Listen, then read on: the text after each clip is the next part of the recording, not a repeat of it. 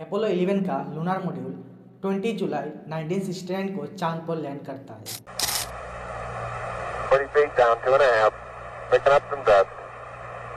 30 feet, 2.5 down. Straight shadow. 4 forward.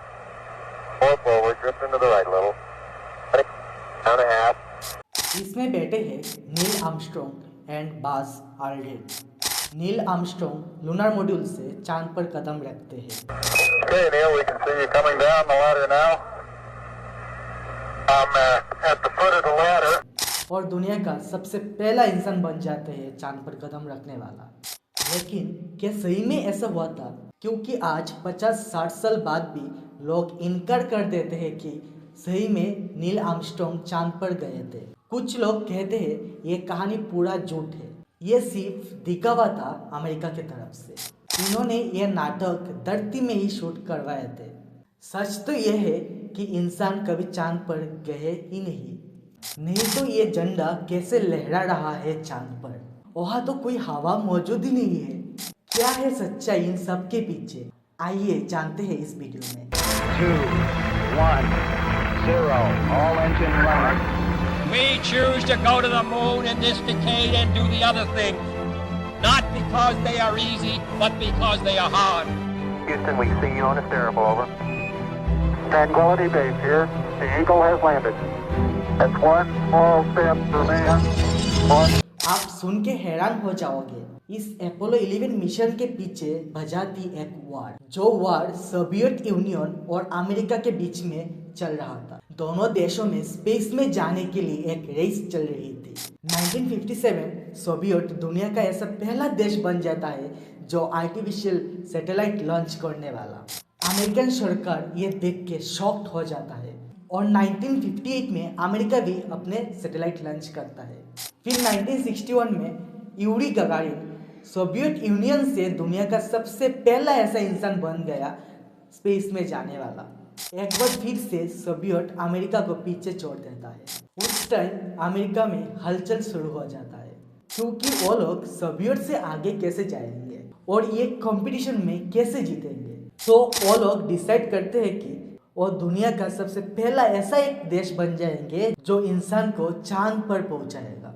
25 में 1961 को एक भाषण देते हैं जहां वो कहते हैं कि ये दशक खत्म होने से पहले ये लोग इंसानों को चांद पर भेज देंगे। सिर्फ ये नहीं, ये भी कहते हैं कि जो इंसान चांद पर जाएगा उसे वापस धरती पे ही लाएंगे। It is out of landing a man on the moon and returning him safely to the earth. फिर अमेरिका 1963 से 1967 तक एक के बाद एक लगातार रॉकेट लॉन्च करते गए और ये सब अनमैन्ड होता है, मतलब इनमें कोई इंसान बैठा हुआ नहीं रहता। ये लोग 27 जनवरी 1967 में पहले अपोलो 1 लॉन्च करते हैं, जिसमें 3 इंसान को बैठा के टेस्ट करते हैं, पर ये टेस्ट फेल रहता है और वो तीनों मारे जाते हैं। पर इससे वो लोग हार नहीं मानते।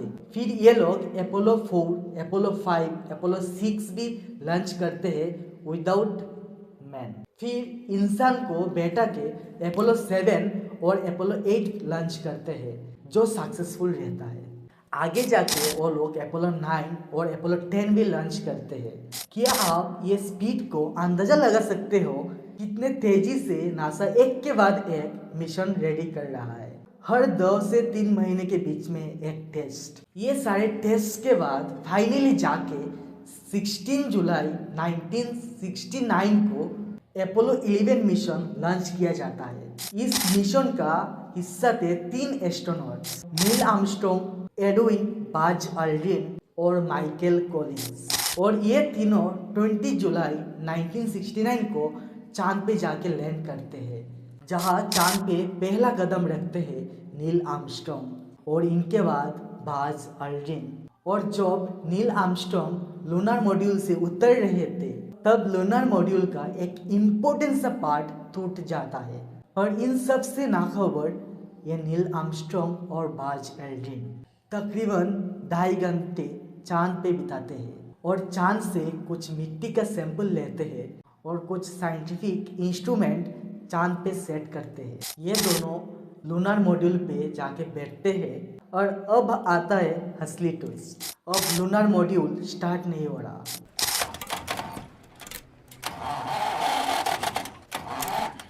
आप भी ठीक करके देता हूँ। हाँ ठीक। ए ढीले, जरा डीजल डाल।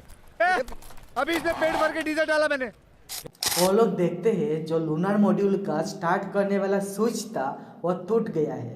पहले ये इन लोगों को पता नहीं चला क्योंकि चांद पे हवा नहीं होती, इसलिए टूटने का आवाज उनके कान पर नहीं पहुंचा। और कुछ समय बाद नील आर्मस्ट्रॉन्ग अपने पेन से कुछ जुगाड़ करके वो स्विच ठीक कर देते हैं। फिर फाइनली लूनर मॉड्यूल स्टार्ट हो जाता है।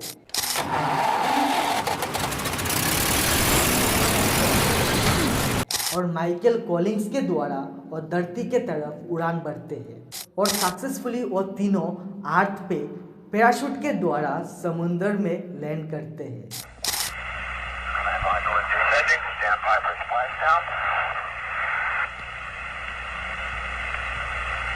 ऐसा नहीं था कि ये मिशन इतना आसान था। वो लोग बहुत मुसीबतों का सामना किए और सब मुसीबतों से बच के धरती पे वापस आए और पूरे दुनिया के अखबारों में ये न्यूज़ फैल जाते हैं। और थैंकफुली जो वादा उन लोगों ने किए थे इस दशक खत्म होने से पहले वो लोग इंसानों को चांद पर भेजेंगे, वो ये लोग कर दिखाते हैं। लेकिन क्या आपने ये नोटिस किया है, ये दशक 1970s में ही खत्म हो जाता, लेकिन ये लोग 1969 में ही अपना मिशन सक्सेसफुली कर देते हैं।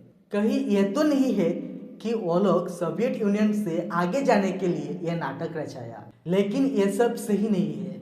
असली बात तो ये है कि अपोलो 11 का मिशन सच है। अगर ये सब फेक होता तो सोवियत यूनियन ये सब मानने में ही इनकार कर देते। सोवियत यूनियन के कई सारे आर्टिकल्स में ये मेंशन किया गया है कि यह मून लैंडिंग सही था, लेकिन वो झंडे का क्या जो हवा में हिल रहा था।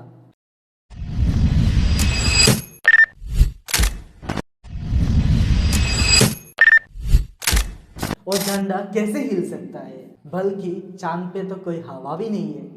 इसका एक नॉर्मल सा रीजन है।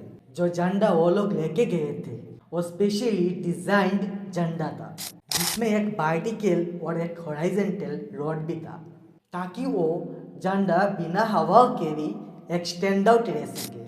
आप लोग इस वीडियो में देख सकते हो ये झंडा लहरा नहीं रहा है, लहराया जा रहा है। जो वो लोग झंडा से दूर आए तो वो फ्लैग एक जगह रुक गया। और एक सवाल यहाँ उठाया जाता है, जो भी फोटो खींचा गया था उस टाइम यहाँ स्टार्स क्यों नहीं दिख रहा। इसका भी एक सिंपल सा जवाब है, ये सब फोटो दिन के समय लिया गया था और उस टाइम का कैमरा भी उतना पावरफुल नहीं था जो स्टार्स को कैप्चर कर सके। और एक सवाल यह आता है कि वो वीडियो कौन रिकॉर्ड कर रहा था जब नील आर्मस्ट्रॉन्ग लूनर मॉड्यूल से नीचे उतर रहे थे। सीधी सी जवाब है, वो कैमरा किसी के हाथ में नहीं था, वो कैमरा लूनर मॉड्यूल के बॉडी में अटैच था। इससे तो ये सब साबित हो जाता है कि ये सब फर्जी नहीं है। अगर आप लोग क्रिटिसिज्म से हटकर अगर देखो तो ये सब सही ही है। लेकिन अमेरिका ने ये भी कह दिया है कि वो 50 साल बाद फिर से चांद पर इंसानों को भेजेगा, जो दुनिया का पहला ऐसा औरत होगी जो पहले चांद पर कदम रखेगी। ये बात तो कंफर्म है कि ये दशक खत्म होने से पहले हम फिर से इंसानों को चांद पर देखेंगे। मेरा अगला स्पेस रिलेटेड वीडियो होगा अपोलो 13। और ऐसा एजुकेशनल वीडियो आपको पसंद आए तो हमारे चैनल को एक सब्सक्राइब कीजिए और पेज को फॉलो करके रखिए। धन्यवाद।